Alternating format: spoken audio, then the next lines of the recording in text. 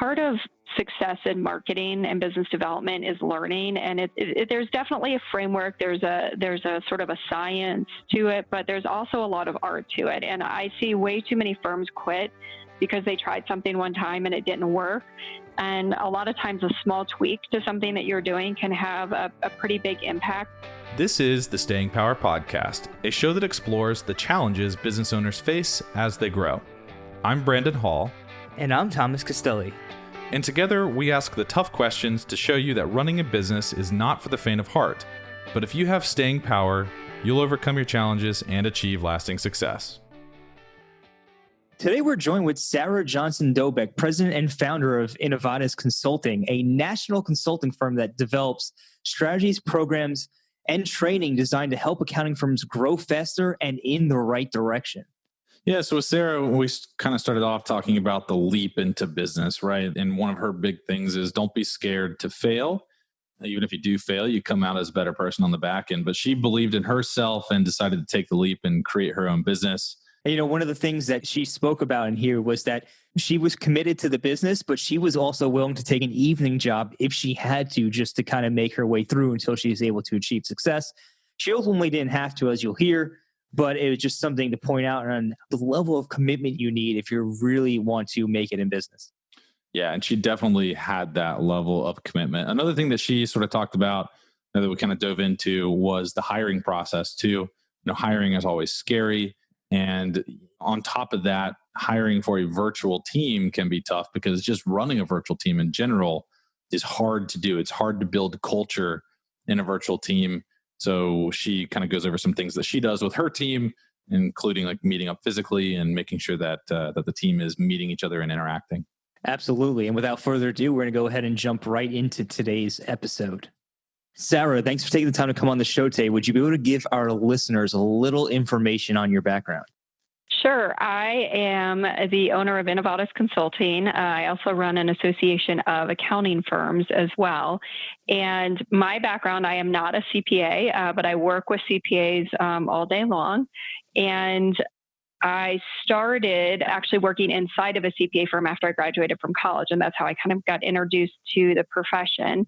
And I spent about 7 years there, and about 4 years into that, my managing partner came into the office one day and told me that I was going to go sell marketing services to one of our clients, a couple days later, and he had already set up a meeting for me. So that's sort of how I got launched into consulting with a lot of mentoring and encouragement. Found that I really, really loved doing that work and sort of stuck with it. And got to a point in my career where I actually made a choice to move down that path.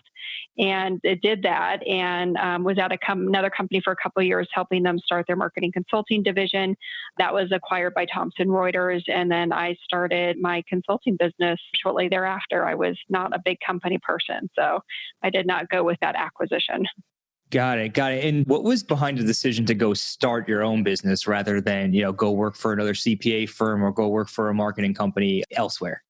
I'd always had sort of this aspirational desire to be in consulting from early on. Like when I was in college, I thought, that would be really cool and you can help people. And I must have mentioned that to my previous managing partner because I think that's one of the reasons they pushed me down that path. But I never grew up thinking, gosh, I'm going to own my own business one day. I think I just always thought I really like to help people. And that's still one of our drivers today is really helping our firms. And so when my company got acquired by Thomson, I had a choice to go with that company or try something. I had a lot of personal stuff going on at the time, some family stuff that needed my attention as well. And so I just decided, I'm going to give this a try. The worst thing that happens is I fail. And I had learned a few things in doing consulting at my previous CPA firm and trying it out. And one of them was that I realized how difficult it was to actually start a business and how much of the work is not doing what you love to do. And so that experience had actually prepared me for what I was getting into. And I didn't know if it was going to work, to be honest. I believed in myself and I knew that I would always work as hard as I was going to work and still do. And that I'm not sure any employer would ever completely appreciate that. And so I figured now's the time. A door opened, and I figured if I could try it, and if it worked, great. And if it didn't, then, I would look at alternatives. But I gave myself a year, and I committed to a year. I committed to, if in my head, I'm like, if I have to take an evening job to make ends meet, to give myself a year to make this work, I'm going to do it. Fortunately, I never had to do that. I wasn't waiting tables or doing something along those lines. But, I gave it a try, and I gave it everything I had, and it took off, probably more so than I maybe thought it would. But it was a clear sign that I was doing, what I was meant to do, and I was using the gifts that I've been given in the right way. How big is your team today? We've got 5 team members today, and we're completely virtual. So they're all across the United States. And then we also have a host of contractors that we use on a pretty consistent basis for the work that we do. All right. Before we started recording here, you mentioned that you're not a CPA. What made you want to consult with accountants? And I'm assuming that upfront, not being a CPA probably provided some challenges in sort of marketing and selling those services. Maybe that's a bad assumption, but can you talk to that a little bit? No, Brandon, it's an accurate assumption. Okay. Again, I don't think I went through college thinking, gosh, I'm going to work for a CPA firm one day, and I'm going to work with CPAs. In fact, the concept of marketing for CPA firms was totally foreign to me. I was running the job fair at my university at the time, and we were coming back from a lunch break, and I was kind of just checking in with employers, one of which was the firm that ended up hiring me as an intern, and then I joined out of school. And I was talking to that managing partner, the one that threw me into consulting, and he asked me what I did, and I told him marketing. He said, "Oh, I'm looking for somebody." And I said, "Well, what would they do? Like, they don't teach you professional services marketing in school. Maybe they do a little bit today. I don't know. It's been a long time since I've been in school, but I went to a university that was very consumer driven, and it was all about product marketing and nothing about professional services. And so I never even knew there was a world of professional services marketing. And so when I found it, I found a really good fit. I tell people all the time that I have just enough creative from my mother and just enough of the analytics of my father that was an engineer to really be a perfect fit for CPA firms. I've got a little bit of process, a little bit of creativity, just enough. I don't think I could go market for Coke or Pepsi or some big company like that, but I'm really good with strategy, and I'm really good with process, and that helps me relate to CPA firms a lot as it comes back to kind of growing and doing marketing and business development for them. What do you see as like a number one or like a top kind of key mistake or key missed opportunity that maybe not a lot of CPAs realize that they should be doing? Maybe they're not doing it and they should be doing it. Yeah, one is to be willing to fail. A part of success in marketing and business development is learning, and there's definitely a framework. There's a sort of a science to it, but there's also a lot of art to it. And I see way too many firms quit because they tried something one time and it didn't work. And a lot of times a small tweak to something that you're doing can have a pretty big impact, and timing too has a really big impact on some of your success around that. And so, if there's one thing I could tell them is don't be discouraged by your failures. I was given a lot of room early in my career to both succeed and fail, and I was never judged for those failures. I was given the room to try it. And I think it's one of the reasons that our firm was as successful as they were, the first one that I joined. And it's a mindset that I've carried with me as I've continued to develop in my career. I love that you said willing to fail instead of like jumping right into, they're not doing content marketing or Facebook ads or whatever. That's a really cool perspective. At what point, though, is it time to throw in the towel, right? I know that content marketing, we've built our business on content marketing. And part of being successful with content marketing is just simply being consistent with it, right? Consistently releasing on schedule for a long period of time. Like our YouTube channel, it took us like 9 months to like really build. And I think that to your point, a lot of people throw in the towel way before it actually takes off. So at what point, if you're implementing some sort of plan, at what point is it time to say, you know what, this isn't working, let's go try something else? Oh gosh, that's a tough question to answer, Brandon. I don't think there's a black and white answer that I could give you. I think there's a lot that goes into that. I think that if you have been trying something and it's not working, the next step is to seek some outside guidance. I'll be honest, we seek outside guidance all the time and step back and just do things differently. If you're doing the same thing over and over again and it's not working, try adjusting your approach and your execution on that. And if that's not working, then I think having an outside advisor look at something and give you a different perspective is often what happens. We actually do this quite a bit for our clients. They engage us to do some of those things. They'll hit their own roadblocks. You will always hit a roadblock in your growth. You hit it at various different levels at every stage and every cycle of your business. When you're smaller, they come a little bit more frequently and feel a little bit more overwhelming. When you're larger, you can usually have some of the funds to do that, but you're going to hit roadblocks no matter how successful you are. And so bringing in those outside advisors can really help you figure out a new path forward, because what got you to the point of where you are today won't get you to where you're going from a growth standpoint. And so things naturally have to change and evolve. Absolutely. Couldn't agree with that more. Shifting gears a little bit back towards your business. And I know that you had mentioned you started out as a solopreneur, working during the days, and hopefully you didn't have to get a job, which was excellent. And when it came to growing your team, when did you know it was the right time to make your first hire? And was your first hire a full-time employee, part-time employee, or were they a contractor? Yeah, that's a scary move. I'll just be frank and honest. It's still a scary move as you grow. I did not hire a full-time employee. I started with a contractor. In fact, I started with an intern, is where I started. And I had the intern for a few months. And, I had managed people before, but it's a little bit different when you own the business, right? And it took me a couple of years before I really felt confident enough in our cash flow and our revenue stream to feel confident in hiring somebody. And, we did. And, they were a good fit for the time that we needed them for. And then we evolved as an organization. And through those next few years, I think I really learned about what I needed in my team and what types of skills. And it probably took 5 or 6 years, I feel like, before I really had that narrowed down. And as we grew, so did our roles. A lot of my folks have actually been with me since the beginning. One of them started as my administrator and has grown significantly in her role. We've had a couple of different consultants on our team that have helped me kind of really figure that out. But it definitely started with, an intern and then some contractors that I would utilize. And then that evolved eventually into, hiring a full-time employee. And if you had to do it all over again, would you start with an intern? Yeah, I wouldn't change anything I did. It was right for us and right for me at the time. That's great. So we have experience in scaling a remote team. We are 100% remote, and I'm sure that we've experienced some very similar pains. Talk to me about how you build culture in a remote environment. Our values are critical to us. That's part of our culture. Another thing that I've learned along the way is that the folks that we've hired that didn't share our values struggled immensely. And we struggled immensely with them. It was a two-way street. It just wasn't a good fit. And so a lot of our culture is very much driven around our values and living those values. And so that's what we do to build our culture. We spend time socializing, even though we're a virtual company. We have happy hours. We have parties. We celebrate life together. We do get together on an annual basis. And some of us get together more frequently through some of our business travel.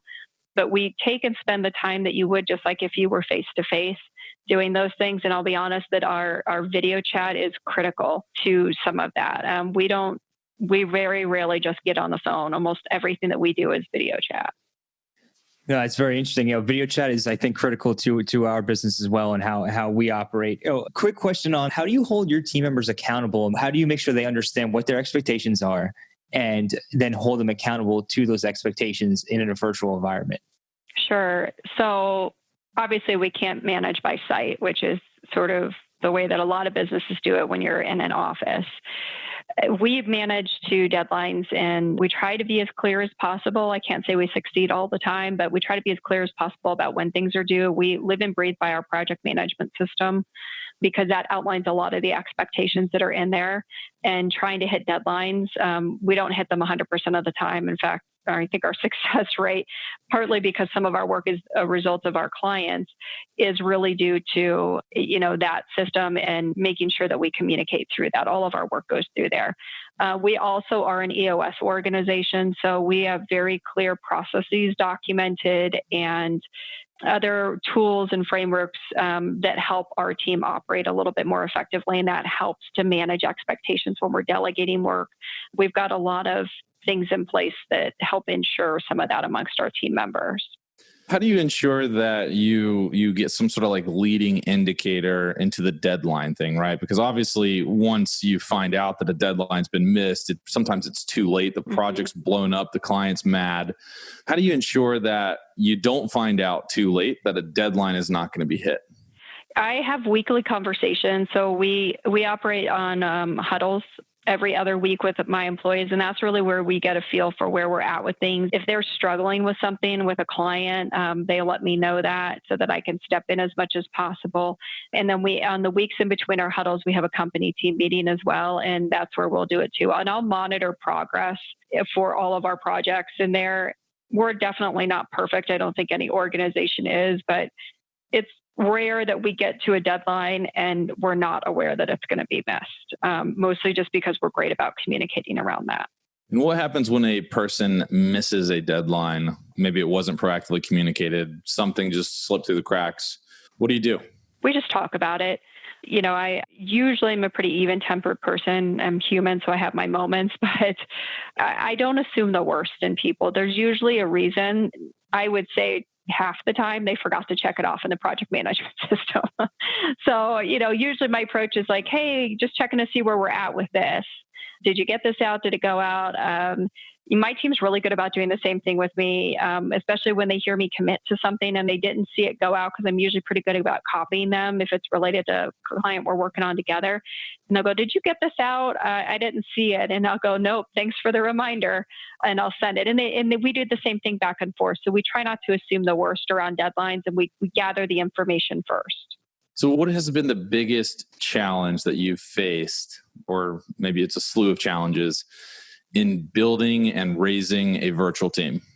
The biggest challenge that we faced, probably like every company, communication. And as much as we have in place and as much as we think we're communicating with our employees, there is just always misinterpretations out there, whether it's how people hear things or see things, or, as our team has grown, that additional leverage has become a more complex thing for us. And my team trying to either protect my time or, kind of own their responsibilities are both good and bad things. It's a great thing. The leverage model is wonderful, but it also presents challenges along the way. The communication is really tough too, because in an office environment, it's easy to communicate, right? But in a virtual environment, you have to be intentional about the communication. So what are some things that you make your team do in order to communicate? You mentioned some of the huddles, the meetings. Is that it? Or do you force people to connect somehow?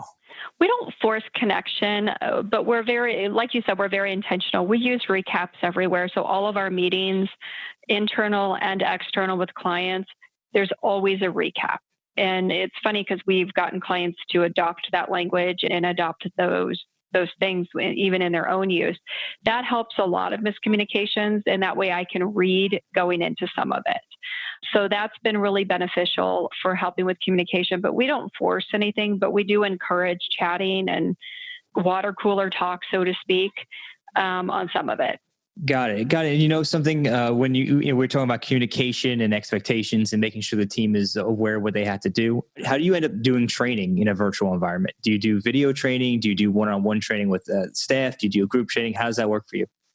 Yeah, as far as our team goes, we use our video platform to do a lot of our training. We still do a lot of one-on-one training. When I'm onboarding somebody, we have an onboarding schedule. They meet with various team members. We identify what they need to be trained on. We have, in some cases, if it applies to everybody, we have training documents already established around those. We know if we're going to send them to a tutorial or video, what they're sending them to. So we have a lot of that outlined already. We screen share all the time. It's very consistent for us to be able to work like you are face to face.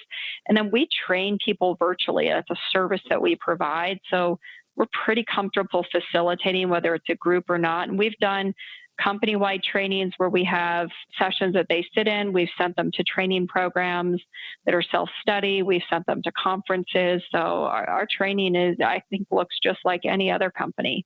Got it. Thank you for that. That's an interesting way of going about it. We're going to have to take a look into implementing some of those things, perhaps.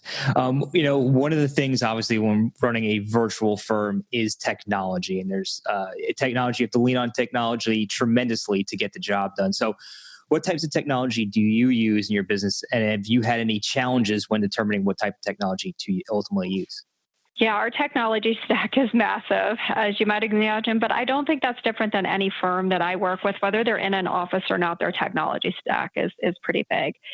The biggest challenge that we've had as a small virtual business is actually having access to the technology that can help protect us from a cybersecurity standpoint.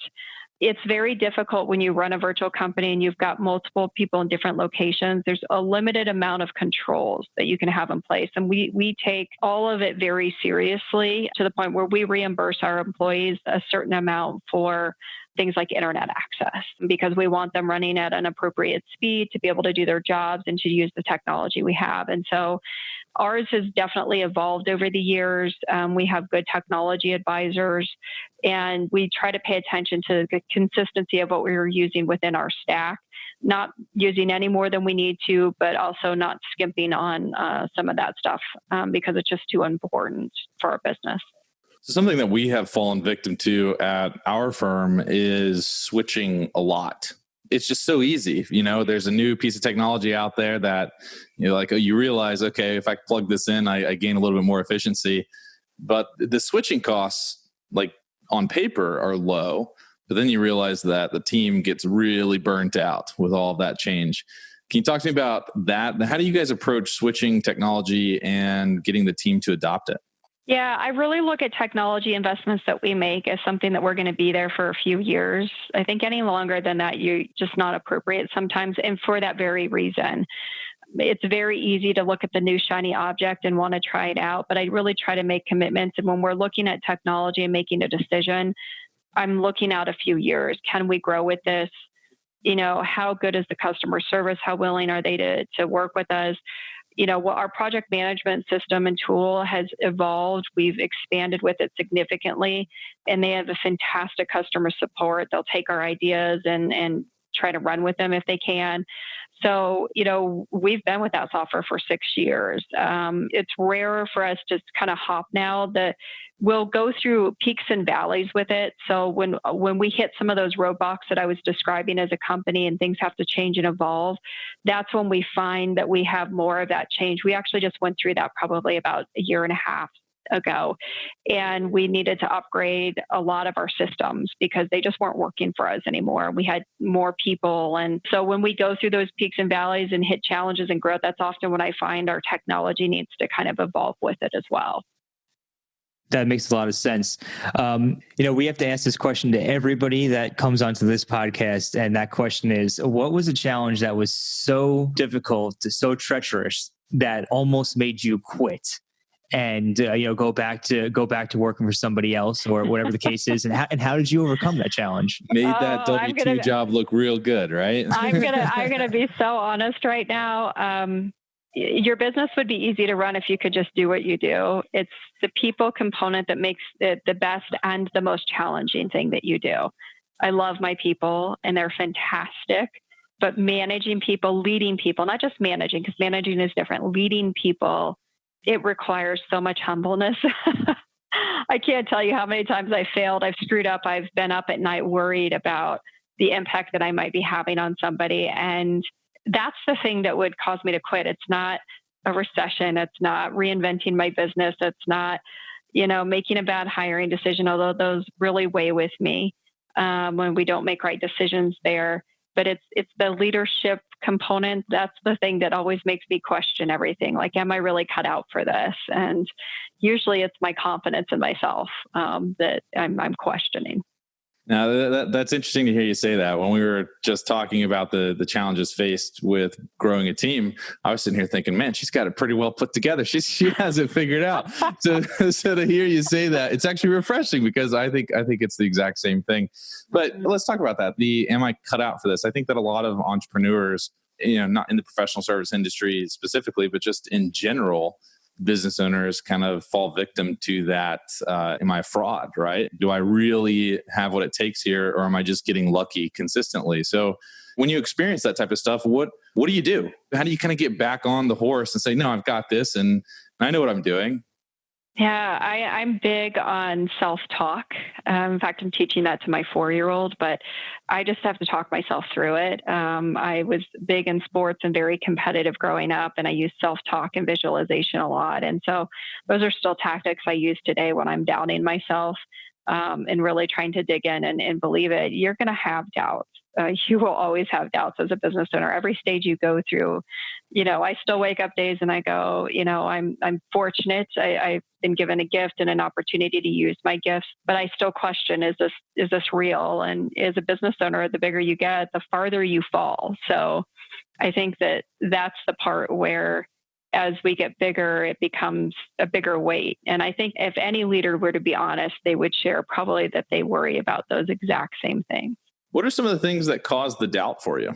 That's a great question. And I don't know how to answer that, to be honest. I don't know what causes my doubt. I'm sure it's how I view myself. I'm sure it's just maybe being afraid of letting people down, especially right now, letting people down and not being able to protect them from this environment. I feel an immense amount of responsibility to the people that have entrusted me and joined our team. And I take that responsibility so seriously.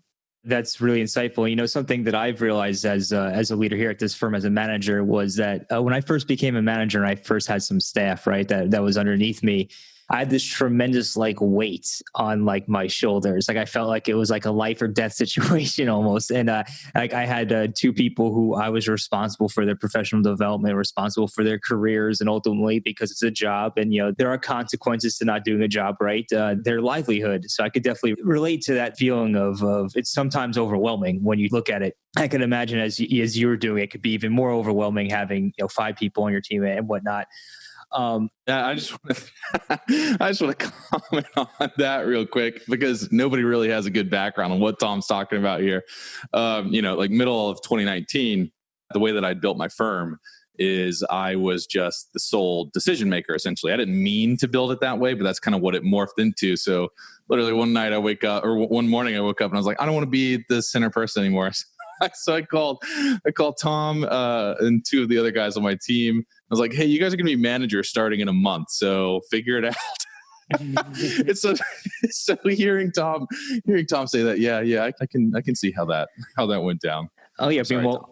So it's no problem. I mean, it's much better now. But that leads me into another good question. And Sarah, who do you lean on when you need support? Right? I'm sure your team members lean on you, but do you have coaches, mentors? Who do you go to when you need help?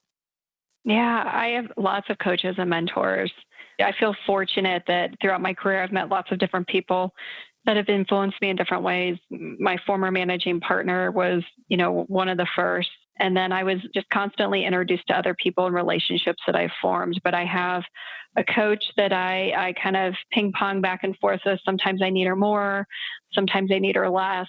And then I have a handful of other people that are my mentors. And in fact, I learn from a lot of my clients. I even learn from my employees, and they lean on me, and sometimes I lean on them too. All right. So we're in the middle of April 16th, tax season. Technically, I guess not technically, ended yesterday, but now it's July 15th. Not that I guess you guys would necessarily be affected by that, but we're also in the middle of COVID and the world really shutting down. So talk to us about how that's been affecting your business and what adjustments you've been making to maintain operations and to keep going. Yeah, it's funny you say that April 15th doesn't affect us, but it actually does, mostly because we work with the CPA profession. And so their cycle impacts our cycle quite a bit. So normally we would be coming out of April 16th and I'd probably be in a full day of meetings or sporadic meetings where folks maybe hadn't wanted to talk to us as much, and those would be picking up. I'd have travel laid out in front of us, and that's just not the case this year. In fact, the earliest I would even anticipate traveling right now, based on everything, is probably July, and that feels like a really high expectation at the moment.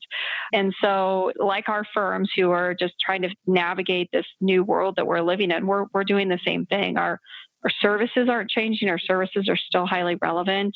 But, when this hit about 3 or 4 weeks ago, we shifted very quickly to support our firms and our members, and took what some of our strengths were to be able to bring that to the marketplace and support them. But we were building new products. We were amplifying services. We were on the phone with all of our clients and our members, talking with them. And we've been running at the same pace that a lot of our firms have been alongside of them without, a vision of an end in sight. But COVID is creating so much change so quickly that it's very overwhelming. It feels like you're running a marathon, but not the marathon you would typically run this time of year if you're in a quote unquote busy season. Have you had to make any big pivots? Oh, yeah. Pivots and kind of maybe how and where we expect our revenue to come from, which is different than where it has come from in the past. But the biggest pivot we made was to bring a completely new product to market and become an e-commerce business overnight. Literally in 4 days, we had brought a new product to market that we saw a need for and sold it online. And that went extremely well, better than I could have anticipated it going. But it was not easy. And it took all 5 of my team members to get that to market as quickly as possible. And how did you identify that there was a need for this product? Our clients, that's where we identify everything. Yeah. We were getting so inundated with calls around communications that needed to go out with everything changing. There was no possible way for us to keep up with it. And so we created a toolkit that could be sold in the marketplace, not necessarily to make a huge profit, but because we felt so strongly that our firms needed to be communicating to the marketplace. And we knew they were going to struggle to do it because so much of their clients were going to be demanding their time. And that's where we wanted them to spend it. So something that we've noticed with our clients is that they're interested in things that they weren't interested in previously or that were kind of irrelevant previously. Have you kind of experienced the same thing? Yes, to some extent. Look, I've been through a recession in consulting and marketing, and a lot of the things that were relevant then are going to come back in vogue. And it's just the natural cycle of things. But the answer is yes. I think that there is definitely things that we will see that they have more interest in. But I think it's a sign of the cycle that they're going through and the fact that they will have some level of impact to their business. I think we've got a number of firms that are going to do very well coming out of COVID. And I say that we should be proud of that, but it might sound like, how can you capitalize on COVID? But I do believe that our firms can grow coming out of this. And I think it's going to be primarily in some of the different advisory services that they're providing. So let's talk about that a little bit more. How should a firm think about positioning themselves at this point in the cycle? And we don't really know how long this thing's going to last. How should firms be positioning themselves based on what you're seeing? Yeah, it really is advisors to clients. This is all anecdotal, but from what I'm seeing, it feels to me like the firms that seem to be just a hair less overwhelmed and seem to be pivoting and responding better are those firms that have more advisory services already and have a mindset around that, as opposed to firms that we might be talking to that are still very heavy compliance and don't have some of that mindset there. And they may think that they do, but kind of what I'm seeing and hearing, that's some anecdotal information that I'm kind of gathering. But I think that the more advisory you can be, the more you can talk with your clients. That's where the opportunities are going to be. And the other thing that I would say is have the confidence to bill for the services you're providing your clients. I still hear way too many firms that just give things away, and they really shouldn't be, and they're afraid to bill for the work that they're doing for their clients. That's a tough thing to do. You see your clients struggling and then you go and ask for money. So how do you even have that conversation with the client? Or do you try to set that expectation up front? Do you wait until they recover? What if they don't recover? Yeah. What does that look like? Yeah. So you do want to try and have that. You always want to have the conversation up front. You need to control the narrative for that. And when you fail to talk about your prices, you give them the opportunity to make up what they're going to make up about your value or how much it's going to cost. related to the work that you're doing. So you absolutely want to have those conversations up front and just be empathetic right now to the situation. I tell them, I'm like, look, this feels awkward for me to bring up, but I feel like we need to talk about it. Can we talk about our prices for these services? Because I just want to make sure that we're on the same page. I don't want there to be any surprises. And usually clients are pretty relieved when that happens because they're afraid. And a lot of clients will be afraid to call you if you bill by the hour because they're afraid that the clock is going to start and they're unclear about what gets billed and what doesn't get billed. And so if you can address that on the front end, you can actually then step into that advisory role for your clients if they're not afraid to talk to you. Yeah, I would have to agree with that 100%. And I think that all comes back to setting good expectations. You at the end of the day, when you're dealing with people, whether it be staff or whether you're dealing with clients, setting the right expectations up front so no one is surprised as to what's going to happen down the line definitely makes sense. And I also have to agree with your point that billing by the hour can be a little bit challenging. We typically try to use a retainer on our end so that even though we are kind of in a way billing by the hour, the client doesn't have to have that decision every single time they call us. Oh, am I going to get a big bill for this? And I think that's something that has worked well. But I have a question about the marketing, right? So right now, it seems like everything is COVID, whether you're looking at the news, social media, any type of marketing anybody's doing. Do you see this for the next several months that this is going on? Do you see COVID being the only thing that's going to be able to cut through the noise? Or should people try to get some level of normalcy in their life and in their business and in their marketing? That's a great question. The best way that I can answer that is it's week by week, and that's how we've been doing it at our company. I don't believe that COVID is the only thing. I think we're getting to a point where we want to hear something about more than just COVID. And I think everybody has a sense of wanting some level of normalcy. I do not believe that'll be what what January and February look like for most of us. What we're doing at our company is slowly starting to filter back into some of that normalcy. We are making sure that anything we're communicating is highly related to the environment right now. And we're tweaking, some of our thought leadership and our messaging to be sensitive to that. But we're also stepping in and not being afraid to promote some of the things that we're doing, but we're just making sure we don't sound tone deaf in the process. And so I think we're coming out of what I would call the triage phase with COVID.